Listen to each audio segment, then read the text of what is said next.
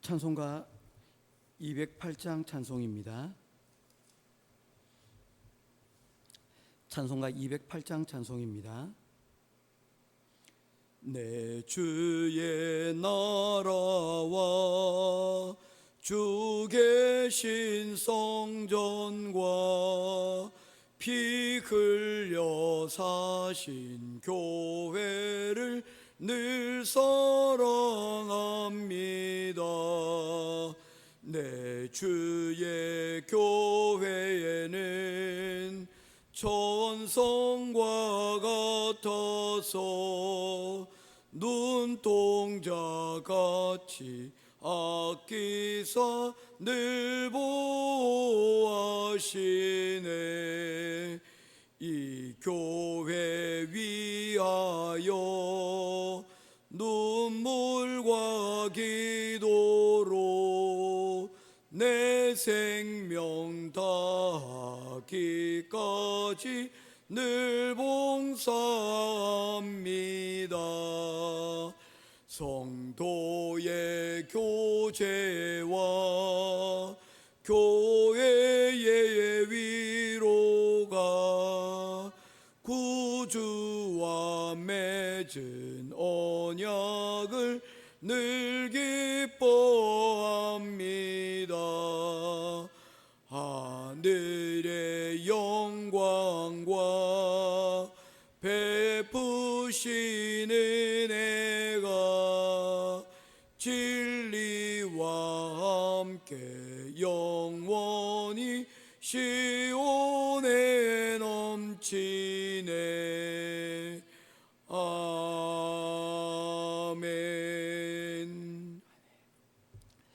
찾으실 하나님의 말씀은 열왕기하 제23장 36절부터 24장 20절까지 말씀 보도록 하겠습니다. 열왕기하 23장 36절부터 24장 20절까지 보겠습니다. 한 절씩 교독해 보겠습니다. 여호야김이 왕이 될 때에 나이가 25세라 예루살렘에서 11년간 다스리니라. 그의 어머니의 이름은 스비다라 루마 부다야의 딸이더라.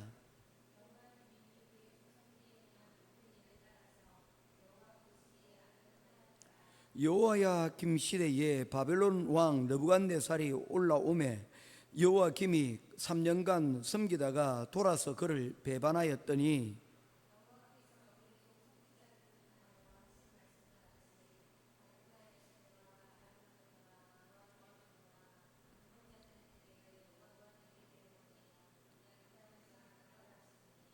이 일이 유다에 임함은 곧 여호와의 말씀대로 그들을 자기 앞에서 물리치고자 하심이니 이는 므낫세의 지은 모든 죄 때문이며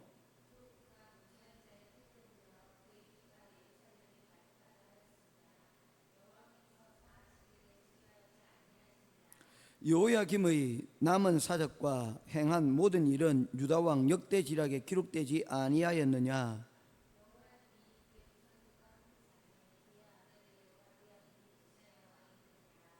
애굽 왕이 다시는 그 나라에서 나오지 못하였으니 이는 바벨론 왕이 애굽 강에서부터 유브라데 강까지 애굽 왕에게 속한 땅을 다 점령하였음이더라.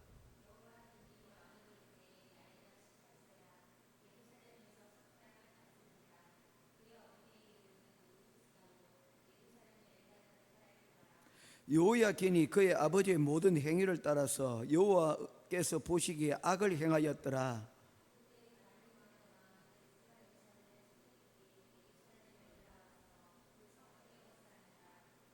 그의 신복들이 애워살 때 바벨론의 왕 느부갓네살도 그 성에 이르니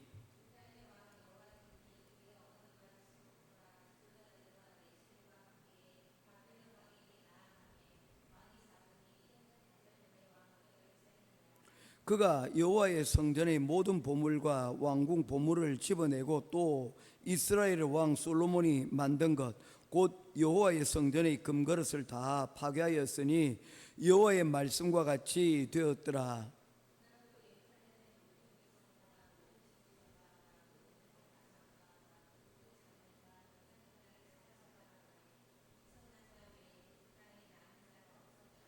그가 여호와긴을 바벨론으로 사로잡아가고 왕의 어머니와 왕의 아내들과 내시들과 나라의 권세 있는 자도 예루살렘에서 바벨론으로 사로잡아가고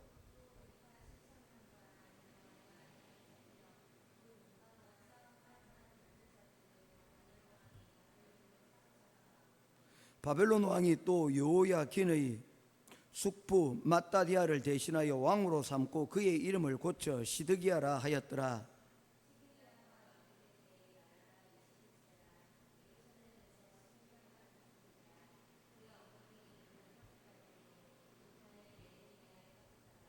그가 여호야김의 모든 행위를 따라 여호와 보시기에 악을 행한지라.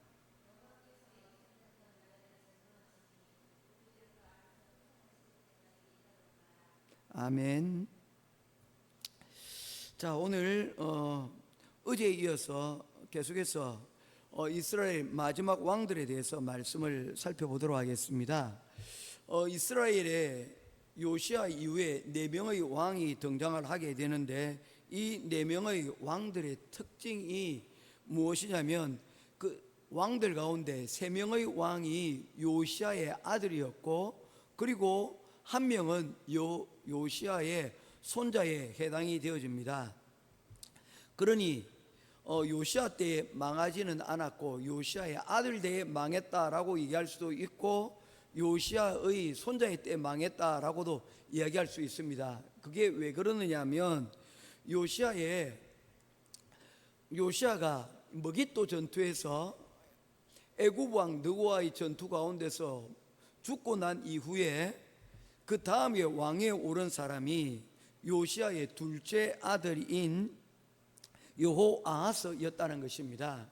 근데 이 여호아하스가 왕이 되고 난 이후에 그는 성경에 보게 되어지면 유능한 왕으로 묘사가 되어지고 있습니다. 재주가 많았던 왕이었다는 것이죠. 그랬기에 첫째 아들을 건너뛰고 둘째를 백성들이 왕으로 세울 만큼 유능함이 그에게 있었다는 것입니다. 그런데 그가 석 달밖에 되지 않아서 그가 이렇게 왕위에서 물러나게 되었습니다. 물론 애굽의 바로 느고가 이스라엘을 유다를 공격하였던 그런 부분들도 있었지만 그의 외교 정책이 유연하지 못했기 때문입니다. 이것을 마치 비유하게 되어진다면 우리나라의 광해군과 그리고 또한 인조의 경우를 우리가 잠깐 살펴볼 수가 있습니다. 똑같은 내용은 하지만 대충 그렇습니다. 임진왜란이 일어나고 난 이후에 조선의 국력이 많이 약해졌는데 사실은 조선보다도 더 큰 문제가 중국에서 일어났습니다. 명나라가 급격하게 세력이 약해지고 청나라가 그 위치를 대신하는 그런 상황이 되어졌다는 것입니다. 오늘 성경에서 보고 있는 아수르와 그리고 애굽 그리고 바벨론의 그러한 모습들이 우리 조선에도 그와 같은 일들이 일어나게 되었다는 것입니다. 이제 광해군이 왕위에 올랐을 때 이제 그 선택의 기로에 서게 되었습니다. 어떤 기로입니까? 이제 우리는 망해져가는 저 명나라를 계속해서 우리가 조공을 바치고 관계를 맺어갈 것인가, 아니면 저 대륙에서 일어나는 그 거대한 변화 가운데서 우리가 청나라를 우리가 선택하는 것이 오히려 우리나라에게 더 유리한 측면들이 있지 않는가. 그런 측면 가운데서 광해군은 실리를 택했습니다. 명나라가 우리 조선을 돕기 위해서 군대를 보내주고 희생을 한 것은 사실이지만 사실 명나라도 원군을 조선에 보내줬던, 임진왜란때 조선에 보내줬던 가장 큰 이유가 뭡니까? 전쟁을 명나라에서 하지 아니하고 조선에서 끝내는 것이 더 낫겠다라는 그런 판단이 있었기 때문이라는 것이죠. 그래서 그들의 나라가 아닌 조선에서 전쟁을 치르고 실리도 챙기고 그리고 명분도 챙기자라는 그런 명분이 그들에게 있었지 않습니까? 그런 의미에서 보게 되면 광해군도 이 대륙의 변해지는 저 상황 가운데서 실리를 택하는 것이 더 좋은 것이 아닌가라고 생각을 하게 되었다는 것입니다. 그런데 그런 진리를 택하는 것들에 대해서 명분을 더 중요시 여기는 사람들이 반란을 일으켰습니다. 그게 인조 반정입니다. 그리고는 조선의 왕이었던 광해군이 물러나고 인조가 왕위에 오르게 되어집니다. 그러면 인조가 선택할 수 있는 길은 어떤 것입니까? 청나라와는 적을 지고 그리고 명나라만을 맹신하는 그런 입장이 될 수밖에 없습니다. 그렇게 되다 보니 결국에는 그 일로 인하여서 어떤 일이 났습니까? 우리가 알고 있는 두 차례의 호란이 일어나게 되어집니다. 호란이라는 것은 오랑캐 호자를 써서 임진왜란은 일본의 왜가 침략한 것이고, 호란은 북쪽의 오랑캐라고 여겨졌던 청나라가 여러분 두 번의 진입을 하게 되고, 그 일로 인하여서 조선은 그야말로 풍전 등하의 위기 가운데서 남한산성에서 삼전도라고 하는 그곳에서 조선의 왕이 머리가, 여러분 보니까 역사에 적나라하게 기록되어 있는, 머리가 땅에 여러분 닿는 것이 아니라 머리를 찧어 가지고 피가 날 정도의 그 수치를 당한 이후에야 그들이 조선의 세자들을, 왕자들을 데리고 여러분 청나라로 돌아가는 그것으로서 일이 마무리 되어졌다는 것입니다. 오늘 23장, 24장에 나타나고 있는 그 모든 내용들이 바로 그것 아닙니까? 23장에서는 이 요시아의 둘째 아들이었던, 그나마 요시아의 아들들 가운데서 유능하라고 여겨졌던 바로 이 요아하스가 그 유능함으로 인해서 왕위에 올랐지만 어떻게 됐습니까? 이 요아하스는 자신의 유능함만 믿고, 그리고 그의 아버지가 남겨뒀던 그 군대만 믿고 무엇을 선택을 하였습니까? 정세를 살펴보지 못하고 과거에 아버지를 해친 저 애굽에 대하여 그의 마음을 숨기지 못하고 반란을 여러분 꿈꾸었다는 것입니다. 그 결과 그는 제대로 된 정책조차도 펼쳐보지 못한 채 석 달 만에 여러분 그 왕위에서 쫓겨나게 되고 말았다는 것입니다. 여러분 유능하였습니다. 그래서 형을 제끼고 왕이 될 수 있었습니다. 그러나 그는 나라의 왕으로서 나라의 지금 현재의 상황을 살피고 미래를 염두에 두고 그의 결정이 신중해야 됐음에도 불구하고 과거의 감정에 사로잡혀 애국과 맞서다가 결국에는 나라를 위기에 몰아넣는 그런 어리석은 선택을 하게 되었다는 것입니다. 그의 복수심이, 과거의 원한이 여러분 그의 인생뿐만 아니라 나라를 위험에 빠뜨리고 말았다는 것입니다. 여러분 어떻습니까? 그리스도인이란 무엇입니까? 성경은 거기에 대해서 이렇게 말씀하고 있습니다. 우리의 옛사람은 죽었고 이제 우리는 그리스도와 더불어서 새로운 미래를 꿈꾸며 살아가게 될 것이라고 말씀을 하였습니다. 요엘 성경에서도 하나님의 영이 임하게 되어지면 과거에 어떤 삶을 살았든지 그 과거의 삶은 이제 묻어두고 하나님의 영을 받고 미래를 꿈꾸고 그리고 비전을 여러분 우리가 가지게 될 것이라고 말하였습니다. 이것은 과거에 대해서 뭘 한다는 것입니까? 분명한 선을 끊는다는 것입니다.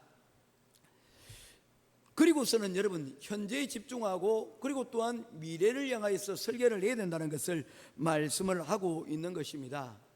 여기에 관하여서 여러분 심리학자였던 프로이트는 오늘날의 우리를 어떻게 정의를 내리고 있습니까? 프로이트가 여러분 말하고 있는 우리는 어떤 사람입니까? 과거의 트라우마에 사로잡힌 사람이라고 이야기를 하고 있습니다. 오늘날 우리가 이렇게 되어진 것들은 과거에 우리가 어떤 경험을 했는지 그 경험이 오늘날에 우리가 이렇게 행동을 하게 되어지는 그런 근거가 되었다는 것입니다. 즉 우리는 과거로부터 연장되어진 것 맞습니다. 그런데 그 과거가 우리의 미래를 바꿀 수 없다라고 이야기를 하는 것이죠. 그에 반해서 아들러라고 하는 심리학자가 있습니다. 아들러는 미래에 초점을 두고 있습니다. 그래서 우리는 과거의 분명한 과거의 상처, 과거의 트라우마를 가지고 우리는 그것이 우리의 영향을 받는 것은 사실이다. 그렇지만 우리는 이 과거의 트라우마보다 더 중요한 것이 있는데 무엇이냐면 앞날에 대한 나의 의지와 나의 목표가 있으면 나의 습관들과 나의 나쁜 것들을 여러분 능히 환경을 극복하고 바꾸어 낼 수가 있다는 것이에요. 여러분은 어느 쪽에 속합니까? 아들러입니까? 아니면 프로이트입니까? 지난번에 우리가 성경을 우리가 계속을 여러분 말씀을 보면서 왕들이 이야기를 하면서 왕들이 많은 그의 아버지의 영향을 받은 환경들에 대해서 우리가 이야기를 했지 않습니까? 맹모 삼천지교라는 이야기를 통해서 우리 사람은 영향을 받고 살아간다는 말씀을 늘 했지 않습니까? 그러나 그것보다 더 중요한 것이 무엇입니까? 환경이 전부가 아니라는 것입니다. 환경을 뛰어넘을 수 있는 은혜가 있다면 우리는 그 은혜를 붙들고 우리는 우리에게 있는 그 환경을 뛰어넘는 그런 하나님의 은혜를 붙잡고 우리는 환경을 바꿀 수 있다, 극복할 수 있다라고 말씀을 드렸지 않습니까? 과거에 사로잡히는 것이 아니라 복수십에 원한에 사로잡히는 것이 아니라 미래에 여러분 주신을 은혜를 우리가 바라보며 우리가 여러분 나아갈 수가 있다라고 이야기를 하는 것입니다. 그 대표적인 사람이 누구입니까? 요셉이지 않습니까? 그리고 사도 바울이지 않습니까? 사도 바울은 자신을 가리켜서 나는 죄인 중에 괴수라고 얘기합니다. 그의 이전에 예수 그리스도를 영접하기 이전의 삶이 그랬기 때문입니다. 그러나 그는 이제 그것을 극복하였습니다. 하나님께서 그에게 주신 은혜와 사명을 깨닫고 그는 그 과거의 트라우마를 뭐하였습니까? 벗어버렸습니다. 그래서 그는 자신을 당당하게 이야기하는 것입니다. 나의 과거는 이런 죄인 중에 괴수 중에 괴수였지만 나는 달라졌다. 나는 그 트라우마를 벗어버렸다라고 선언을 해버리는 것입니다.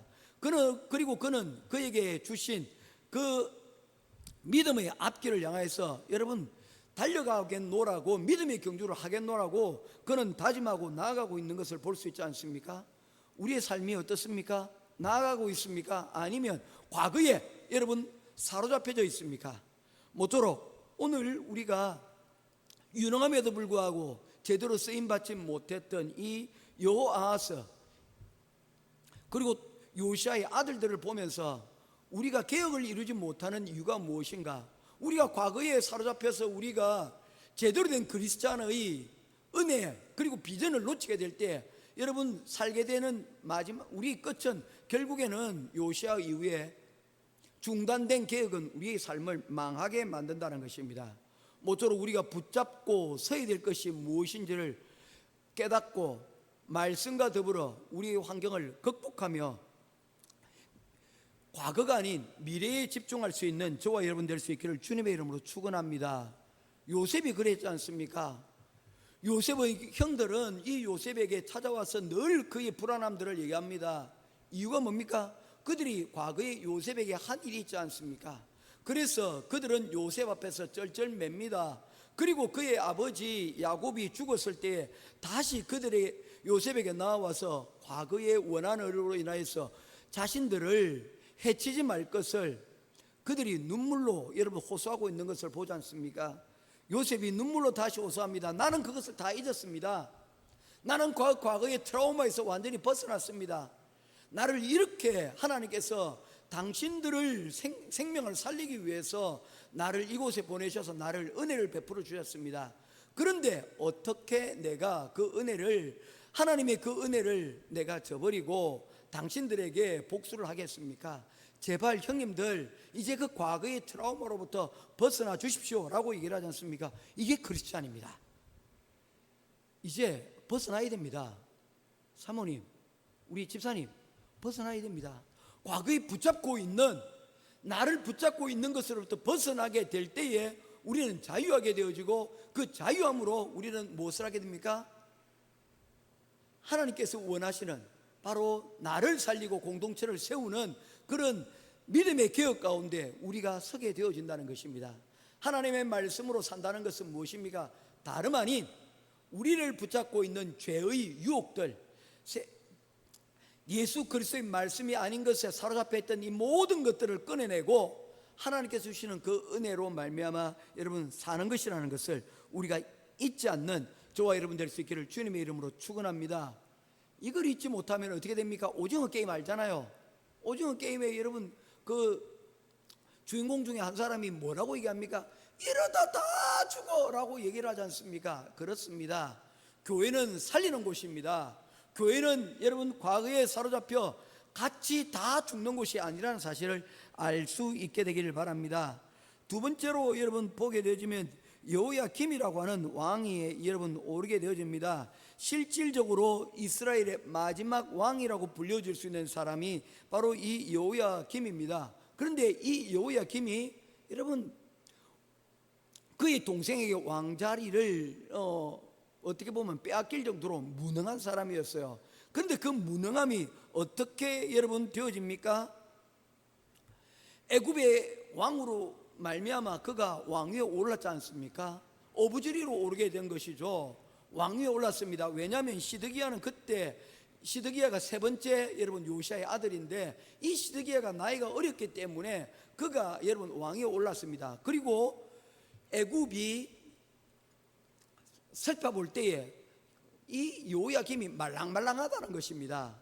다루기에 훨씬 더 좋았다는 것이죠. 그래서 그를 여러분 왕위에 세웠습니다. 그런데 그가 중심이 없던 사람입니다.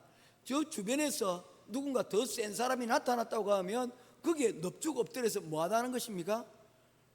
왔다 갔다 여러분 줏대가 없는 사람이 바로 이 여호야김이었다는 것입니다. 애굽이 여러분 왕을 세웠습니다. 여전히 이 애굽의 세력은 패배하였지만 여전히 여러분 강자였습니다. 여전히 유다에 영향을 미치고 있는 그런 상황이었다는 것입니다. 그런데 바벨론이 여러분 위협을 강하니까 이 바벨론에 여러분 붙어버렸습니다. 그를 세워줬던 이 애굽을 버리고 바벨론에 여러분 붙었습니다. 그래서 24장 1절 말씀에 보면 여호야김이 3년간 섬기다가 돌아와 그를 배반하였더니 그 배반이 누구십니까? 바벨론인 거예요. 그 역시도 뭡니까? 과거에 여러분 사로잡혀 있었던 것이죠. 그래서 이 바벨론 왕을 또 3년 동안 섬기게 되어집니다. 그런데 이 바벨론 왕을 배신하고 또다시 애굽의 여러분 위협이 가해지자 그는 또 바꿔버렸습니다. 무엇으로? 애굽으로 여러분 갈아타 버린 것입니다. 그렇게 되자 이 바벨론 왕이 이것을 괘씸하게 여기고 침공을 하게 되어집니다. 2절 여호와께서 그의 종 선지자들을 통하여 하신 말씀과 같이 갈대아의 부대와 아람의 부대와 모압의 부대와 암몬 자손의 부대를 여호야김에게로 보내어 유다를 쳐 멸하려 하시니 실제로 침공을 하였고 이때에 갈그미스 전투라고 하는 제2차 세계대전이 여러분 일어나게 되어집니다. 1차 세계대전이 아수르의 남은 군대와 그리고 또한 애굽이 연합하여서 이 바벨론과 갈대아와 대치하고 있던 상황에서 첫 번째 전투에서는 서로가 사실은 비겼습니다. 목적을 이루지 못하고 비겼는데 그 일로 인하여서 아수르는 이제 역사 속에서 자취를 감추게 되고 애굽과 바벨론이 남았는데 두 번째로 전쟁은 2차 갈그미스 전투가 일어나게 되어집니다. 바벨론과 이제 애굽과의 전투가 생겼는데 이 애굽과의 전투를 통하여서 어떻게 되었습니까? 애굽이 완전하게 패배를 하게 되어집니다. 7절 말씀입니다. 24장 7절 시작. 애굽 왕이 다시는 그 나라에서 나오지 못하였으니 이는 바벨론 왕이 애굽 강에서부터 유브라데 강까지 애굽 왕에게 속한 땅을 다 점령하였습니다. 이 말은 뭐냐면요, 이제 이집트는 아프리카에 속한 그 지역 밖으로 나올 수가 없게 되었다는 것입니다.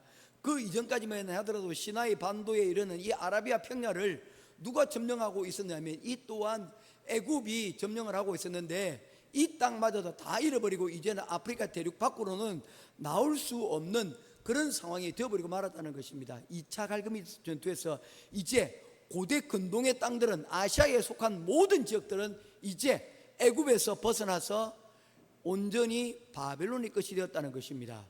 이렇게 아라비아 땅을 다 차지하고 나니 이 바벨론이 본격적으로 유다에 대하여서 영향력을 행사를 하여서 전쟁을 치르는데 그것이 바로 여호야긴 왕입니다.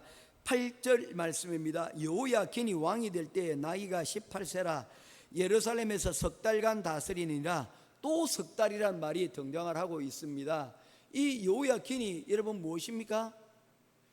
여호야김을 대신하여서 왕위에 올랐습니다. 이 여호야긴은 요야김의 아들입니다. 어린 나이에 왕위에 오르게 된 것이죠. 그런데 바벨론에 여러분 제대로 된 말을 듣지를 못한 것입니다. 이 또한 무엇 때문입니까?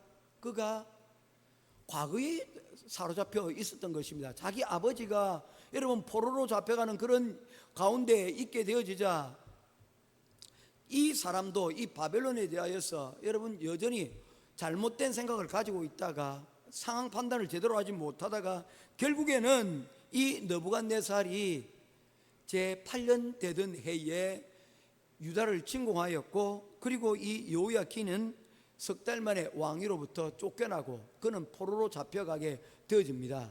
그리고는 허수아비 왕을 세워두게 되는데 그 허수아비 왕이 누가 됩니까? 여호야긴이 나이가 어렸기에 왕위로 세울 만한 후계자가 없었습니다. 그래서 세 번째로 여러분 왕위에 올랐던 왕이 누구냐면 요시야의 세 번째 아들인 시드기야가 왕위에 오르게 되어지는 것입니다. 그런데 그의 이름이 여러분 원래 이름이 무엇이었습니까? 17절 말씀입니다. 바벨론 왕이 또 여호야긴의 숙부 맏다디아를 대신하여 왕으로 삼고 그의 이름을 고쳐 시드기야라 하였더라. 여러분 그의 이름은 맏다디아였는데 그의 이름이 뭘로 고쳐졌다는 것입니까?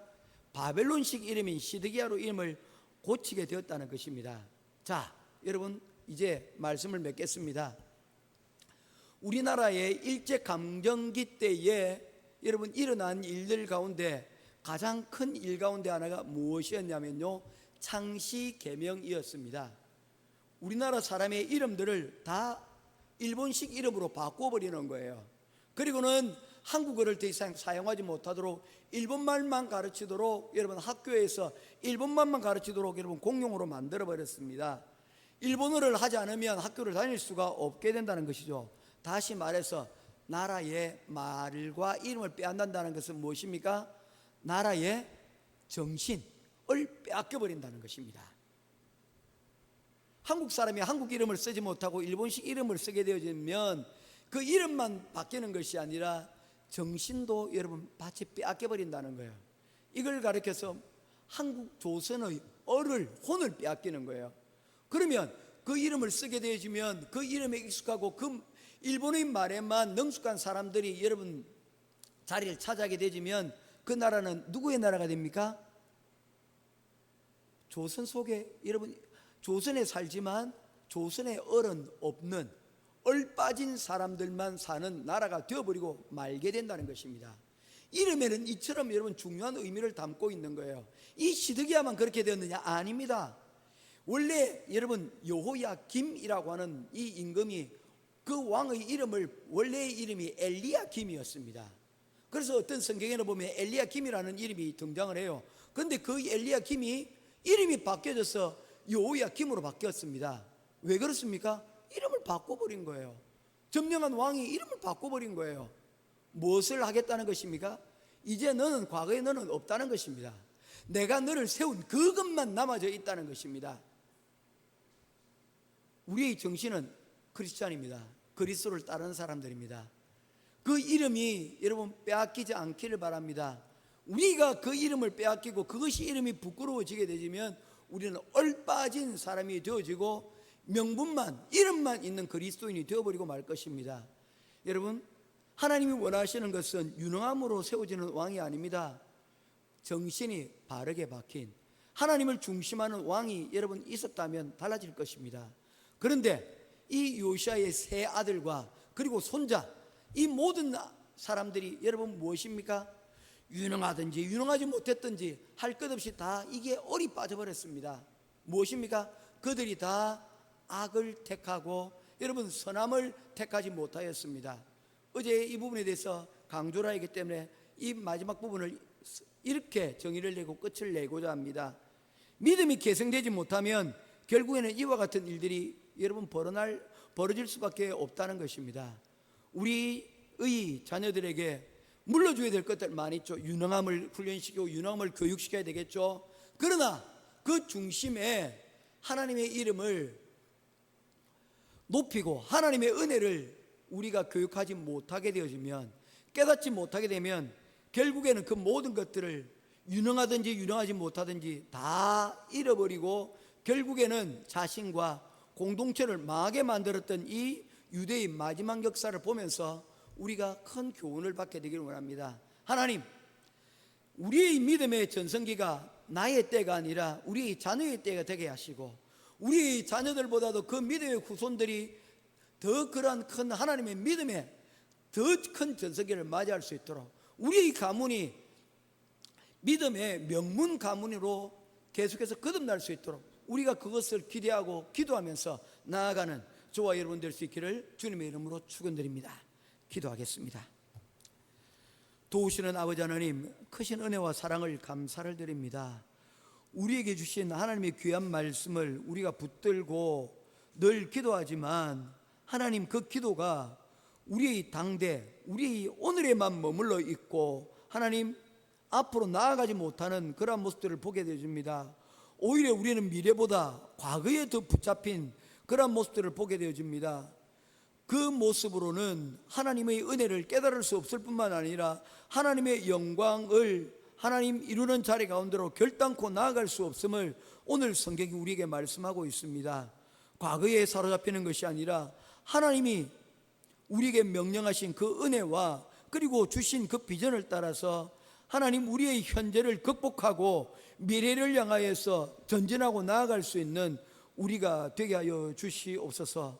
오늘도 우리에게 주신 바로 이 하나님의 크리스찬의 그 이름을 붙들고 하나님 우리에게 주신 그 믿음의 경주를 오늘도 잘 감당하여 오늘 하루뿐만 아니라 또한 우리의 삶이 미래에도 영향을 미쳐 사랑하는 믿음의 자손들 후손들이 하나님 우리의 기도 가운데, 우리의 신앙생활 가운데, 우리의 선택들 가운데 그들이 도전받고 그들 또한 믿음으로 하나님 나아가는 귀한 은혜를 있게 하여 주시옵소서. 오늘도 우리에게 주신 귀한 교훈의 말씀을 붙들고 하나님 앞에 서게 되기를 간절히 소원하오며 살아계신 우리 주 예수 그리스도 이름으로 간절히 기도드리옵나이다. 아멘. 하늘에 계신 우리 아버지여, 이름이 거룩히 여김을 받으시오며 나라의 임하옵시며 뜻이 하늘에서 이룬 것 같이 땅에서 이루어지이다. 오늘날 우리